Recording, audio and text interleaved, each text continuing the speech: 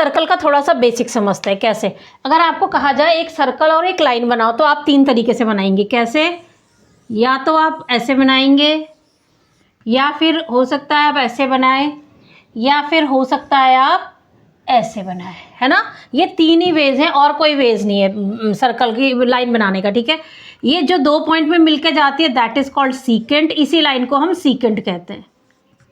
ये भी सीकेंट ही है विच meets the circle eight 1 point, इसको हम बोलते हैं टेंजेंट, ठीक है। और इसका कोई रिलेशन नहीं, तो इसका कोई नाम भी नहीं है। सबसे पहले तो आपको टेंजेंट की डेफिनेशन पता होनी चाहिए, क्योंकि जब डेफिनेशन पता होती है तो क्वेश्चन पूछा जाएगा अगर आपसे सीकेंट इज अ टेंजेंट या टेंजेंट इज अ सीकेंट, इसमें से कौन सी लाइन ट्रू है। जब आपको डेफिनेशन ही नहीं पता होगी तो आप कैसे देखेंगे, ठीक है। तो इसकी डेफिनेशन देखते हैं पहले क्या होती है। एक सर्कल है और एक पॉइंट है, ठीक है। देखो, या तो पॉइंट यहाँ हो सकता है, या पॉइंट यहाँ हो सकता है, या पॉइंट सर्कल पे हो सकता है। ये 3 ही कंडीशन है। इन 3 कंडीशन में अगर आपसे बोला जाए कि आप सर्कल की आप टेंजेंट ड्रॉ करो, ठीक है, तो आप कैसे ड्रॉ करेंगे। इधर अगर आप यहाँ से ड्रॉ करते हैं तो देखो इसकी सर्कल की 2 टेंजेंट ड्रॉ हो सकती है। और अगर आपको ये मोटा सा दिखता है ना, हमें कई बार ये बड़ा मोटा सा दिखता है, लेकिन ये सिंगल पॉइंट माना जाता है, ये एक ही पॉइंट है। आप ये मत समझना, बच्चे बड़े कंफ्यूज रहते हैं कि बड़ी सी लाइन दिख रही है, पॉइंट बहुत सारे, नहीं है, एक ही पॉइंट है, ठीक है। ये भी एक पॉइंट है। इसका मतलब अगर बाहर पॉइंट है तो हम 2 टेंजेंट ड्रॉ कर सकते हैं। अगर पॉइंट सर्कल में ये कहीं पर, ठीक है, चलो इस पॉइंट को मैं यहाँ बना देती हूँ। अगर पॉइंट यहीं पर है तो यहाँ से हम इस पॉइंट से केवल सर्कल की एक ही टेंजेंट ड्रॉ हो सकती है, ये वाली, ठीक है। अगर पॉइंट अंदर है तो एक भी टेंजेंट इस केस में ड्रॉ नहीं हो सकती, ठीक है। अब ये काम आप सीकेंट के लिए अपने आप करो। अब देखो, क्वेश्चन करने के लिए क्या क्या चाहिए हमें, कुछ बेसिक बातें याद रखो सर्कल में। जैसे कि ये सर्कल है, अगर आपने बाहर से टेंजेंट ड्रॉ करी, आप जितनी मर्जी लंबी ड्रॉ करो, ये तो लाइन है, लाइन तो जितनी मर्जी बाहर तक भी चली जाए, कितना भी चले जाए, लेकिन जब टेंजेंट की बात करते हैं, टेंजेंट की लेंथ की, तो सिर्फ हम यहाँ से यहाँ तक ये वाली डिस्टेंस देखते हैं, ये वाली लेंथ, और हमें इधर वाली लेंथ से कोई लेना देना नहीं होता। यहाँ से भी ये, ठीक है। अब ये चाहे आगे तक जितनी भी लंबी हो, हाँ ये है पूरी टेंजेंट, लेकिन जब लेंथ की बात करेंगे तो सिर्फ यहाँ से यहाँ तक की बात करेंगे, बस। ये आपका सर्कल है। इसकी एक प्रॉपर्टी याद रखना, जब आप सेंटर से टेंजेंट, इसे बोलते हैं पॉइंट ऑफ कॉन्टैक्ट। ये हुई टेंजेंट, बाहर का पॉइंट है ना, 2 टेंजेंट है, ये पॉइंट ऑफ कॉन्टैक्ट है। अगर आप पॉइंट ऑफ कॉन्टैक्ट से सेंटर को मिलाते हो तो ये 90 डिग्री बनता है, ये चीज़ ध्यान रखना। यहाँ से 90 बनेगा तो यहाँ से भी 90 बनेगा। इसी पे बेस्ड क्वेश्चन आते हैं, ठीक है। टेंजेंट की लेंथ हमेशा इक्वल होती है। अगर ये आपको 4 सेंटीमीटर मिले तो आप इसको भी 4 सेंटीमीटर लिख देना। अगर आप इससे ये ड्रॉ करते हैं इन दोनों को, ठीक है, एक क्वेश्चन पूछा जाता है जहां से पॉइंट टेंजेंट को ड्रॉ किया, उस पॉइंट से सेंटर का डिस्टेंस कितना होगा, ठीक है। तो इसी लेंथ को सेंटर का डिस्टेंस बोलेंगे यहाँ से। अब ये 90 डिग्री, तो इसमें आप पीजीटी लगाएंगे, ये पता है, सर्कल की रेडियस पता है तो हम ये निकाल देंगे। इस ट्राइंगल में हम पीजीटी लगाएंगे, हम इस ट्राइंगल में भी पीजीटी लगा देंगे, ठीक है। अच्छा, एक चीज़ और याद रखना, ये वाला एंगल और ये वाला एंगल हमेशा इक्वल होता है। अगर ये आपको कहीं से 60 डिग्री मिल जाए तो इसे भी आप 60 डिग्री लिखेंगे, तो ये तो ऑटोमेटिकली इक्वल होगा ही होगा। ये 90, ये दोनों का 90, तो ये भी इक्वल होगा फिर, ठीक है, ये और ये। तो ये चीज़ हमेशा हमें याद रखनी है, ये 90 डिग्री होता है, ये दोनों भी इक्वल होते हैं, ये दोनों भी इक्वल होते हैं, ठीक है। हाँ, और एक चीज़ देखो, ये सर्कल है आपका, एरिया किसे बोलते हैं, एरिया इस पूरे जगह को बोलते हैं। जगह कितनी घेरी, ठीक है। तो जगह को निकालने के लिए हमारे पास कोई इंस्ट्रूमेंट नहीं होता कि हमने स्केल लिया और जगह की वैल्यू निकाल दी, तो इसीलिए हम इसे फॉर्मूले से निकालते हैं। कोई भी एरिया फॉर्मूले से निकलता है, ठीक है, उसके लिए डायरेक्टली इंस्ट्रूमेंट नहीं होता। ये तो हुई एरिया की बात। इस जगह की मेजरमेंट कितनी है, दैट इज कॉल्ड एरिया। अच्छा, एक वर्ड आपने पढ़ा है इसमें, पैरामीटर।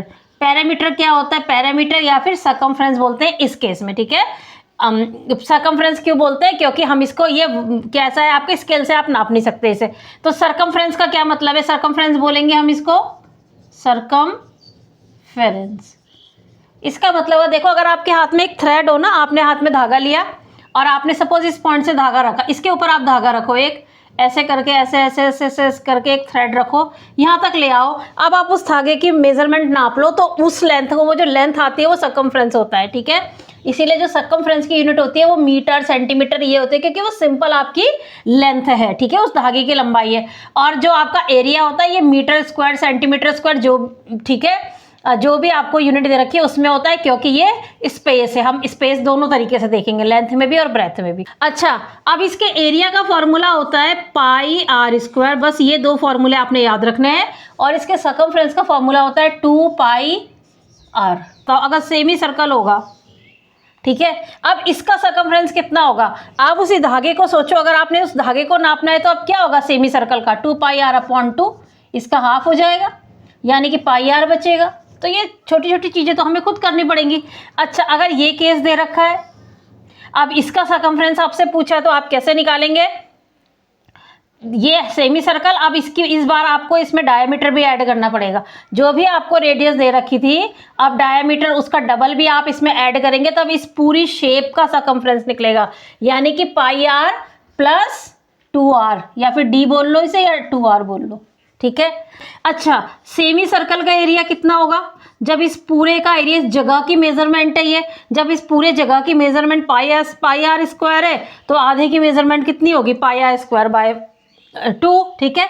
और अगर यही एक क्वाड्रेंट, तो देखो इसको क्वाड्रेंट बोलते हैं, सिर्फ इतने हिस्से को क्वाड्रेंट बोला जाता है, इतने पार्ट को, ठीक है। इसका एरिया कितना होगा?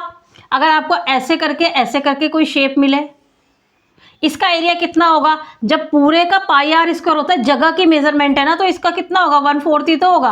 तो अगर कहीं से आपको पता चल गया ये एंगल 90 डिग्री है और ये एक सर्कल का सेंटर है, तो ये दोनों रेडियस बनेंगी। अगर ये आपको 90 डिग्री मिल जाए तो आप समझ जाओ ये क्वाड्रेंट है, इसका जो भी एरिया होगा वो 1/4 होगा। क्यों होगा?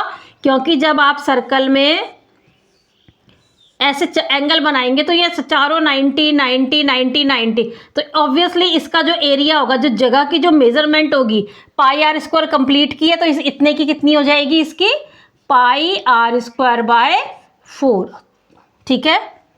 तो ये तो इसमें लर्न करने वाली कोई चीज़ नहीं है, लर्न करने वाली सिर्फ एक चीज़ है जो याद रखनी है, इसका एरिया का फॉर्मूला और इसके पैरामीटर का फॉर्मूला। बाकी तो अपने आप दिमाग से अपने आप निकालना है। अब एक क्वेश्चन पूछा जाता है सर्कल में क्या? Area of sector. सेक्टर बोलते हैं किसे? पहले याद रखो, area, sector is the area between 2 radii and the corresponding arc. अच्छा, सबसे पहले आर्क किसे कहते हैं? अगर सर्कल पूरा नहीं है तो वो आर्क है, याद रखना बस। अगर सर्कल थोड़ा भी मिस हो गया तो ये भी आर्क में आ जाएगा, ये सब आर्क है, ठीक है। तो जो दो आपने रेडियाई उसकी बनाई, उसके पास जो आर्क है, बस इस आर्क से जो ये जो एरिया बनेगा, दिस इज कॉल्ड सेक्टर। तो सेक्टर एक लेंथ है नहीं, सेक्टर एक एरिया है, ठीक है। लेंथ नहीं है, रेडियस एक लेंथ है, डायमीटर एक लेंथ है, पैरामीटर एक लेंथ है, सेक्टर एरिया है, ठीक है।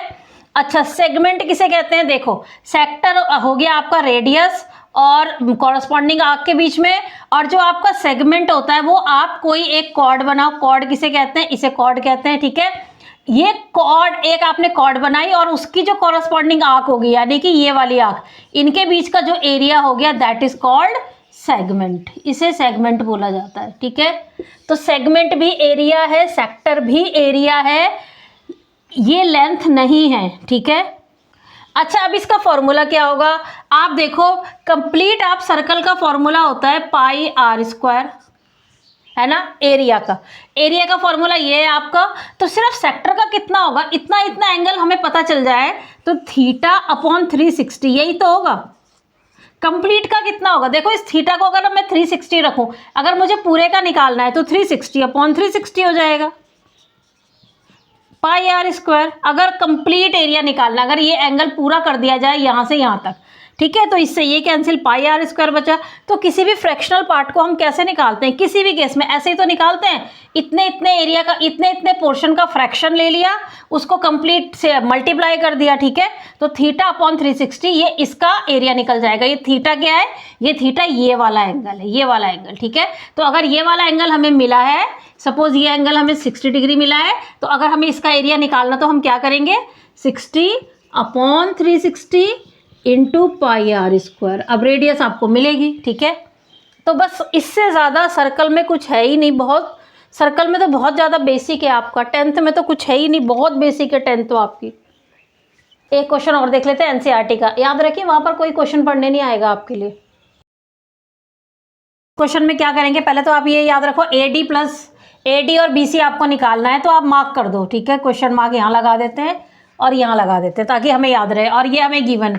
लेफ्ट हैंड साइड ले लेते हैं A B plus C D, ठीक है। ए बी को हम लिख सकते हैं A P plus P B, A P plus P B, plus C D को आप लिख सकते हैं D R plus R C. D R R D या आर सी सी आर एक ही होता है, ठीक है। इज इक्वल टू, हमें पता है अब ए पी और ए एस इक्वल होंगे क्योंकि बाहर के पॉइंट से टेंजेंट है, ठीक है। तो टेंजेंट की लेंथ हमेशा इक्वल होगी, जितना ये होगा उतना ये होगा।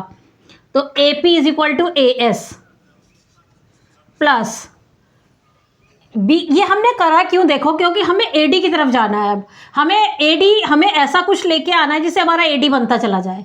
ए डी और बी सी की तरफ हमें जाना है, इसीलिए ए पी को हटा के हमने एटलीस्ट ए डी के पास आने की कोशिश कर रहे हैं, ठीक है।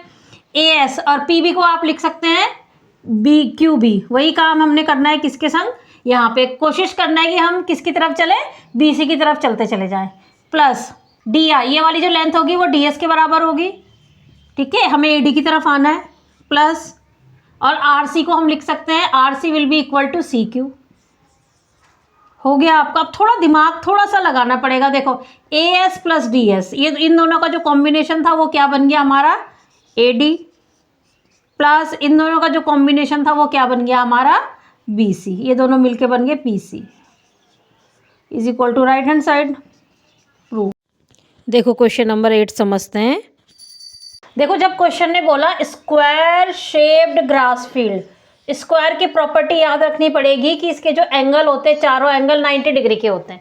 आपको जो स्क्वायर फील्ड की जो साइड मिली है, आपको स्क्वायर फील्ड की जो साइड मिली है वो 15 मीटर मिली है, और जो हॉर्स के गले में जो रस्सी है दैट इज 5 मीटर, यानी कि ये 5 मीटर तक ग्रेज कर सकता है। तो ऑब्वियसली जो ग्रेजिंग का जो शेप होगा वो यही होगा। अब आप देखो जब ये 90 डिग्री मिलता है तो ये जो एरिया होता है ना, ये सर्कल का 1/4 होता है। आप चाहे तो थीटा वाले से भी निकाल सकते हैं। ये थीटा जब 90 होगा, जब आप 90/360 करेंगे तो वैसे भी 1/4 आ जाएगा, ठीक है।